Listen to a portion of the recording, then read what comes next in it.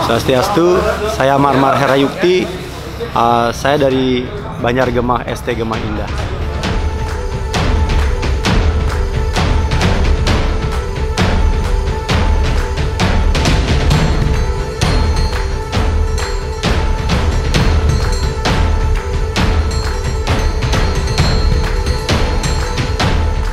Di tahun Saka 1941 ini tema kami Sang Maung Pati.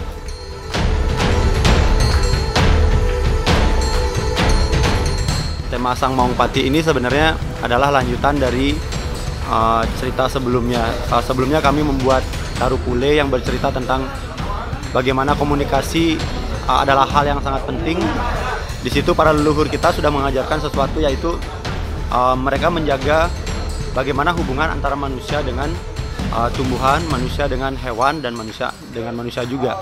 Mereka saling berkomunikasi. Yang jadi menarik pada saat Tarupule itu adalah kenapa leluhur kita memelihara hubungan ini sama tumbuhan. Itu jadi satu yang menarik bagi saya untuk diangkat, karena ternyata setiap makhluk hidup itu menyimpan data yang bisa kita pelajari. Apalagi kalau tumbuhan seperti Tarupule, kenapa dia disakralkan? Karena dia menyimpan banyak manfaat, dan data di situ mungkin suatu saat akan dapat kita akses ketika kita kembali bisa berkomunikasi dengan tumbuhan ataupun hewan ataupun hal yang lain. Setelah Tarupule tentang komunikasi, berlanjut tentang bagaimana sebuah kesadaran bahwa kita ini adalah penumpang di semesta ini. Jadi sering kita melihat orang menyalahkan hal yang di luar mereka, di luar kuasa mereka, seperti cuaca kadang disalahkan karena tidak sesuai dengan keinginannya. Itu menjadi tema juga di tahun lalu, bagaimana bahwa kita sebagai penumpang selalu punya batasan-batasan yang tidak bisa kita tentang dengan semesta. Nah, di Maung Pati ini adalah lanjutan dari bagaimana perjalanan pemahaman saya tentang memaknai kehidupan. Kalau sebelumnya saya sadar akan komunikasi, itu sangat penting untuk dibangun. Berikutnya saya sadar akan bahwa kita adalah penumpang di semesta ini.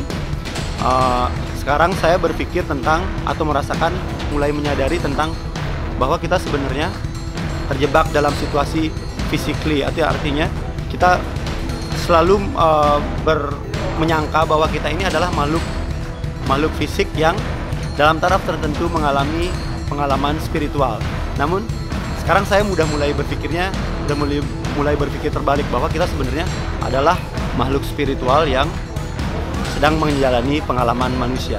Dalam Maung Pati ini yang sebenarnya adalah Tabe Pekulun Sang Hyang Pasupati. Sang Hyang Pasupati ini adalah raja dari binatang.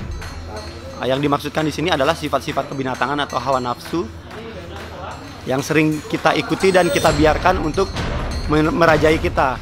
Tapi kesadaran akan Maung Pati atau Pasupati ini akan membuat terbalik, bahwa kitalah yang memegang kontrol atas semuanya, atas apa keinginan kita, atas apa yang harus kita lakukan, harusnya kita yang megang kontrol. Kalau saya percaya bahwa kita ini semua makhluk spiritual, karena kebaikan itu ada dalam setiap tubuh manusia atau setiap makhluk. Pada saat kita berbuat suatu kesalahan, mau diketahui atau tidak oleh orang lain, kita pasti tahu itu sebuah kesalahan atau kejahatan. Jadi saya rasa sebenarnya ini seperti kesadaran akan sebuah cahaya yang sudah lama diredupkan gitu. Maung Pati ini bercerita tentang bagaimana sebuah kesadaran bangkit bahwa kita sebenarnya adalah makhluk yang disuruh belajar di dunia ini tentang bagaimana menyadari kembali siapa kita sebenarnya.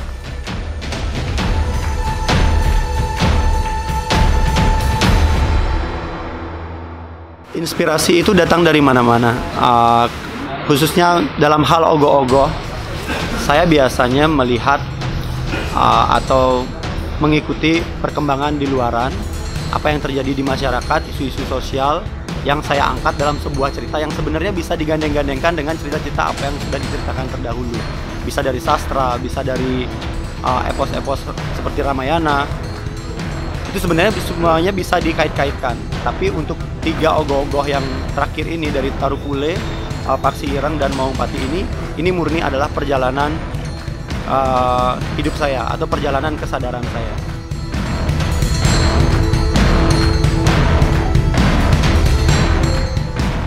Untuk proses pembuatan sampai sekarang atau nanti sampai hari H itu sampai selesainya mungkin sekitar 1,5 bulan.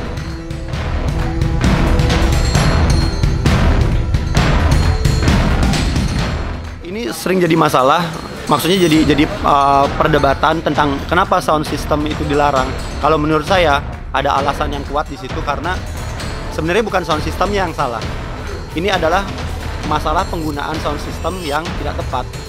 Jadi pada hari pengerupukan itu, pada saat pawai, orang-orang banyak yang atau kelompok-kelompok pemuda banyak memutar lagu seperti house music atau lagu-lagu rock yang tidak ada hubungannya dengan budaya kita sebagai orang Bali. Nah, itu yang membuat sound system ini akhirnya menjadi polemik.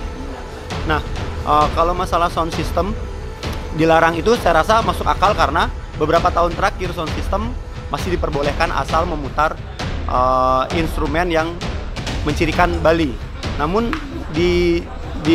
pada kejadiannya, pada lapangannya ternyata mereka tidak sadar akan hal itu, bahwa sound system ini tidak salah, tapi yang salah itu adalah penempatan musik yang tidak cocok dengan budaya kita. Artinya di sini ada mungkin usaha yang disengaja ataupun tidak adalah mengaburkan identitas kita sebagai orang Bali. Kalau menurut saya jika sound system masih dibiarkan pada saat ini karena kesadarannya belum muncul, itu akan jadi masalah. Seperti tahun lalu beberapa Banjar sudah semangat belajar belaganjur, belajar musik tradisional atau yang nggak punya gamelan, mereka berusaha menampilkan sesuatu yang mencirikan Bali. Nah, di sisi lain yang bawa sound system memutar house music, mereka kalah keras suaranya. Nah, ini jadi konflik di lapangan. Menurut saya pelarangan kali ini dikarenakan karena sulit mengatur di hari H itu. Sulit mengaturnya pada saat di lapangan. Bagaimana kita bisa menyetop mereka yang bawa sound system tanpa aturan atau tanpa pemberitahuan terlebih dahulu.